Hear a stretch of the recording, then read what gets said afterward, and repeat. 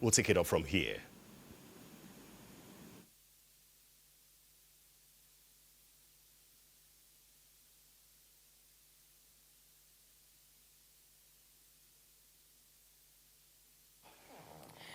Now, to achieve speedy development and maximize full potential of the West African sub-region, regional integration that guarantees free trade and security remains the catalyst for economic emancipation of the region.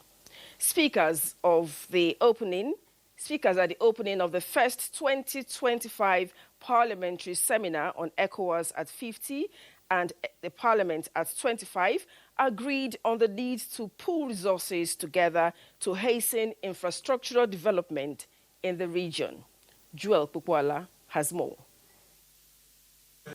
The ECOWAS journey, which started with the signing of a treaty in Lagos to create a regional body in 1975, has metamorphosed into a body that has become a voice for the West African sub-region among the Committee of Nations. Back to Lagos, where it all began, the Speaker of the ECOWAS Parliament, Adja Memunatu Ibrahima, says the theme of the parliamentary seminar predicated on reflections of the community parliament towards attaining regional integration is apt, as it speaks to the most compelling issue West Africa is grappling with.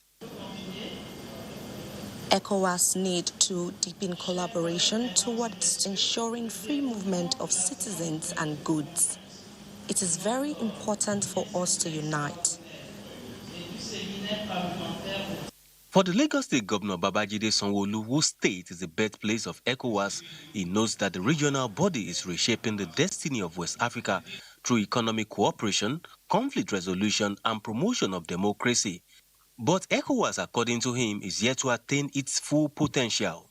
To build a brighter future for West Africa, we must, therefore, strengthen our institutions to ensure they are responsive, they are inclusive, and they are effective. The first Deputy Speaker of the Parliament and other members say most of the unwanted narrative will be addressed at this extraordinary session. There are barriers. These barriers are being dismantled gradually, and I want to tell you, within a period of time, going with what we are doing, what the ECOWAS is doing, it will be a thing of the past. We have to liberalize, because the whole world is heading towards globalization and liberalization. So I think we should look into all this now. Other salient reforms to be addressed is how to further strengthen the ECOWAS Parliament. In Lagos, Joel Pukwala, NT News. And to the judiciary, music executive Jude Okoye has been arraigned before the Lagos State Special Offences Court sitting in Ikeja for alleged fraud. The defendant pleaded not guilty to the count. Adiola Komiakere has more. In this matter, the Economic and Financial Crimes Commission, as the prosecution agency, accused Jude Chidozie Okoye of counts bordering on fraud and money laundering amounting to 1.38 billion naira, $1 million, and 334,537 pounds, 59 pence. The prosecution counsel, Mohammed Bashir, in the charge accused Jude Okoye of using his Northside Music Limited Company to convert the sum of $767,544.15 for his own use, all in an attempt to deprive Peter Okoye. And the offences were committed between 2016 and 2023, as well as purchasing a choice property worth 850 million naira at number 5, Tony Mosele Street, Parkview Estate, Ikoyi, Lagos. After the arraignment, the defense counsel moved the motion for the bail of the defendant in the matter. Prosecution counsel opposed the bail application, asking the court for time to study the grounds and reply appropriately. The presiding judge, Justice Oshodi, said the bail application will be heard on Thursday, 6th of March 2025, while commencement of trial is slated for 16th and 23rd May 2025. Mr. Jude Okoye is a global brand, and one of the three brothers that formed the famous P-Square that is known all over the world. So he has nowhere else to run to. We will show at the trial that the dispute has to do with dispute of directors. The defendant has been remanded at the Ikoyi Correctional Center. In Lagos, Adeola Komiakere, NTA News. That's all from Lagos for now. We'll take a break. The news will continue shortly, but with Port Harcourt Network Center. Stay tuned.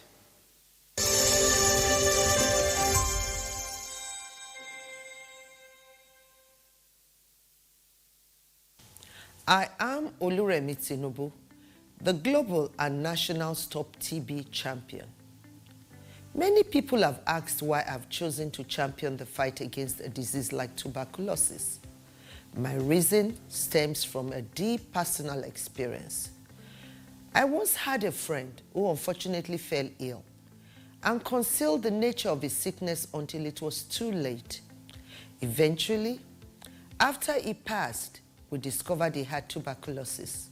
Sadly, due to the stigma and discrimination surrounding the disease, he would not speak up or seek for help.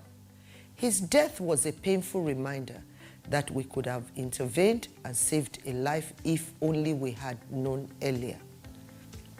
Tuberculosis is an airborne disease that primarily affects the lungs, but can also impact other parts of the body. Being airborne means anyone, regardless of their socio-economic status, can contract it. In Nigeria, 1 person dies of TB-related illness every 7 minutes, amounting to 206 deaths every day.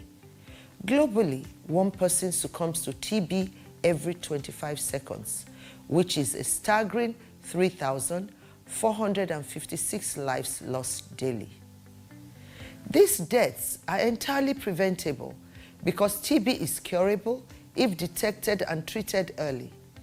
If you or someone you know has been coughing for 2 weeks or more, coughing up blood, experiencing night sweats, or losing weight drastically, it might be TB. Please visit the nearest government hospital or primary health care center for proper diagnosis and treatment. TB treatment is free in all government and some private health facilities. Let us also remember not to stigmatize or discriminate against TB patients or those who have been treated for TB. Individuals who have been cured of TB cannot infect others. I call on all stakeholders, especially the private sector, to join us in the fight to end TB in Nigeria. Together, we can make a difference. Remember, TB anywhere is TB everywhere. End TB by 2030. Yes, we can.